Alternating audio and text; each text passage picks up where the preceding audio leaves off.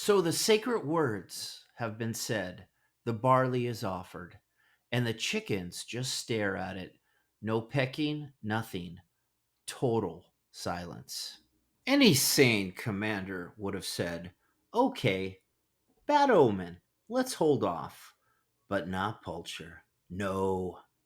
Pulcher takes one look at these divine birds and says, if they don't eat, let them drink.